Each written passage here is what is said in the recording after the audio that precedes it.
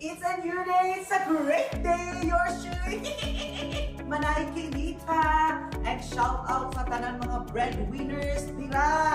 Siyempre, pag breadwinners ka, shout out sa'yo! Nag-worry ba ka? Kaya siyempre, pag matiguang ka, siyempre, yung tinatabang ko para dyan sa iyong family, kung sa'yo may bilhin sa iyong mga. Or, nag-worry ka, kung ulakaw ka, pagkasa ka patlo, nag-overthink pa ka kung whatever happens to you, kung sa'yo mabilin mo sa iyong pamilya, sigurista ba ka? The solution is, kumuha ka ng life insurance! Yes, magkuha ka ng life insurance. Very important na. Kay duha man atong padulngan. Una, either matiguang ta, or ikaduha, mawala tag pinakalit sa kalibutan, di ba? Mawala tag pinakalit sa kalibutan, di ba takatag-ana na, di mo naman nakabaluan na. Siyempre, kung matiguang po ka, ipangandaman naman yung pagkatiguang. Life insurance mo siya, of course, savings or discipline savings mo.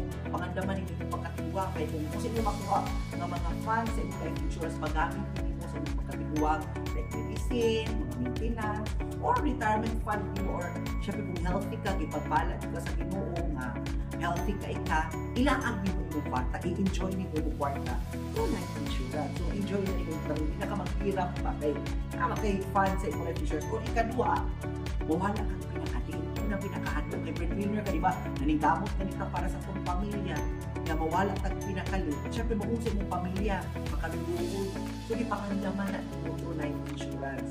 Na akay kibilin sa ilang grasya na kung mawala ka, mabuhay sila, makakontinue sila, makastart sila o panibago sila, gamitin nila ang inyong grasya through business or through education. Depende na. Munang importante ang ginapangandaman nito ang inyong kaumahon. Kaya ang life insurance, na-adjungi siya din, kuha juga ang importante ka ay ilabi ng breadwinner ka. So, nindog kayo, dahil may benefits ang pag-life insurance, labi na karoon. Nananatay mga mura na siya ka na siya payout. So, syempre, isa pa'y dili gustuan na magsaka ng kwarta na money working for you. Siguro na nagbutang yan, hindi ko alam yun ang bagong nagbutang na yun, ibutang yun sa iyong insurance, ang funds, then nag-work for you, and then nag-take benefits. Kaya kita istoryahan, talk to your financial advisor para makabalo ka kung saan ka nito ng life insurance. Before, ano dyan ko ani, I was, doubtful at the same time ma-assure ko until na-experience ako siya. Story na ko na siya sa part 2. Once again, yours truly, Manay Kinita!